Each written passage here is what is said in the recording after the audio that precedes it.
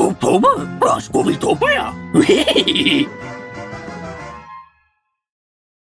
Hey, welcome back to Scoobtober on Scooby-Topia. For this month-long celebration, we're looking at some of the absolute most requested scariest villains of Scooby-Doo that I can't get away with ignoring any further, even the ones I felt too obvious to do originally, such as the case today, where we face another Kook so terrifying that he gets brought up every time I ignore him. This time we're looking at Scooby-Doo Where Are You? Season 1, Episode 15, Spooky Space Kook, which originally aired December 20th, 1969, to uncover the frightening case of the Kook himself. This is another guy that has indeed remained so frightening that he continues to be one of the most referenced in modern media like comics and films, such as Trick or Treat Scooby-Doo. He's even included in the museum in Scooby-Doo 2 Monsters Unleashed. This being the final episode of 1969, and of the 60s entirely, only 5 months after the moon landing, which might have inspired it, let's get into what's made this giggling creep one of the absolute most asked for villains to be given the terrifying spotlight. This episode drops us right into an instantly unsettling area that feels abandoned, and the chilling sound of the alien spaceship being the first thing you hear makes things even worse and more unforgettable as it lands. The looming sound as the Space Kook first appears, walking toward us, is so spot on for delivering the feeling of dread.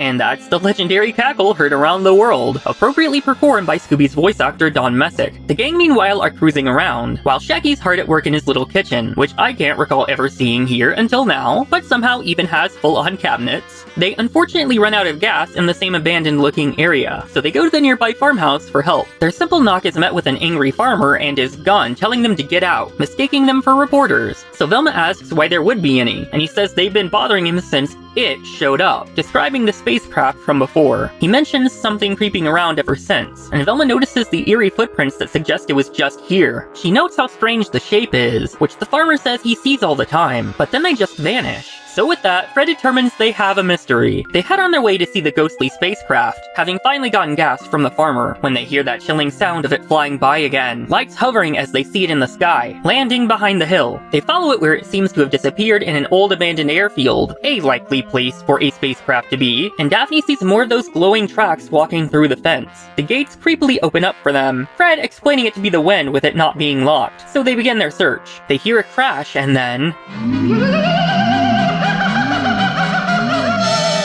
the tracks lead them to an old shed, a strange whirring sound emanating from inside, so Shaggy looks in the window to not have to go in. It's Scooby! How did he get in there? Hey Scooby, I'm glad you're out! The window turned out to be too dirty to see through, so they open the door, the noise stopping, as they also find the tracks vanish right at the door as well. They find a generator, still warm and likely the source of the sound, but who would need it here? The horrible sound begins again and they see the ghost craft land, so they split up. Shaggy has his snacks stolen by Scooby, so he dares them to try it again and tosses them out, but when Scooby goes to eat them, he finds they land in the wrong hand. They run into one of the abandoned aircrafts, but the ghoul follows, so they head to the cockpit to try and blend in, the eerie looming sound continuing. Shaggy instructs Scoob to release the life raft, inflating until it blows the two of them safely out and away. Elsewhere, the other three check out the machine shop, Daphne complaining about how greasy it is, which Fred picks up as a clue, because why would these tools have fresh grease? The spooky hand turns a lever, and Freddy is hooked, literally, before he can continue. Even Velma can't help with this one, so he sends them to find the boys. I feel like a side of beef. The boys meanwhile scare themselves by accident, running out past the girls who mistake them for ghosts as well until seeing the paws. So they catch up, get Freddy down, and when asked to further describe the ghoul, Shaggy just has to point. Obviously, everyone runs off as it cackles again. Mess hall? Never heard of a special place to make a mess. Turns out, of course, it's the kitchen, so they start raiding the cabinets, Shaggy finding cobwebs, but Scoob finding a whole dinner he decides to keep to himself. But even with just the bones left, Shaggy realizes a ghost shouldn't be keeping this fresh food around, so they leave to tell the others. They run back in, Scoob diving into the dishwasher, Shaggy getting his foot stuck in a bucket, and in the process turning on the dishwasher, giving poor Scoob an unwanted bath.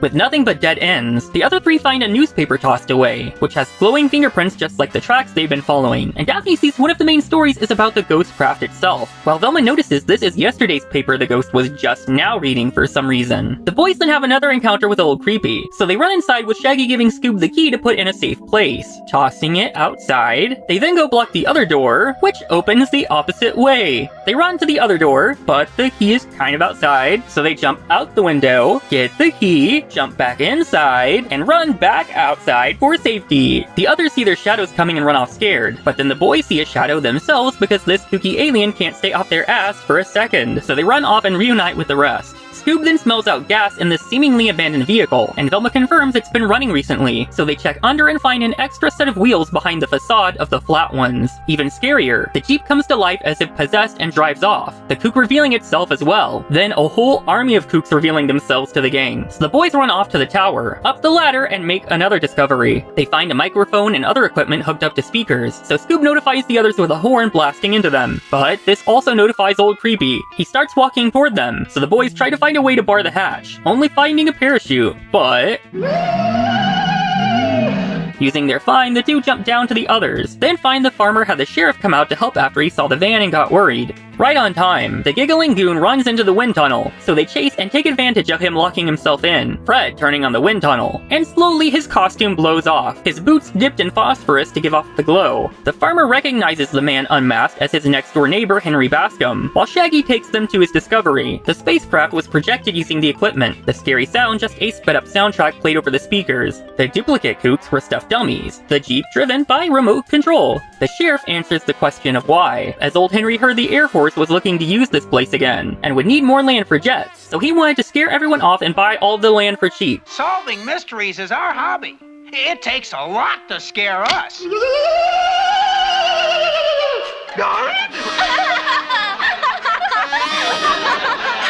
Oh, Scooby-Doo. And that's the ghastly Space Kook laughing himself silly. It's entirely understandable why this classic Where Are You episode would remain in the minds of anyone who saw it. The visual and audio aesthetics of this episode alone set a perfect scene between the abandoned-looking area, the haunting airfield, and the chilling sounds of both the spacecraft whenever it's in the area, as well as the noise the Space Kook makes even just standing there. The Space Kook's terrifying appearance, the skull in his helmet, is frightening for sure, but he would almost be nothing without the sounds of the episode put together by the expert team at Hanna-Barbera. The deal perfectly sealed with Don Messick's incredible vocal talent securing this with his chilling laugh. Nobody can bring up why this villain scared them so much without going into how his laugh stayed with them forever, which just might be the scariest laugh or sound to have come out of any classic villain and has never been replicated since. Out of the places the gang have investigated, this abandoned airfield with this ghostly space haunt is definitely one of the last places I would ever want to join and check out, and makes for one of the most memorable cases in their history. I didn't even want to include this Kook in a Scariest Villains video because it simply seemed too obvious, but during this special season of Ghosts and Ghouls, it's not so bad to lean into what you know will absolutely scare you deep down inside. What about you? Were you scared by the Space Kook, and why? On the opposite end, did the Space Kook never actually scare you, his delirious cackle only leaving you wanting for more? Let me know. This is definitely one episode I would never skip or grow tired of, even full of many incredible laughs on top of the scares. One of the things that makes classic Scooby so amazing. That's it for this video, but there's plenty more Scoobtober to come. Make sure to subscribe so you don't miss the rest of this limited time event and return to the channel. Like the video, follow the Tumblr or TikTok if you aren't watching there, etc. Stay tuned for more Scoobtober. Bye!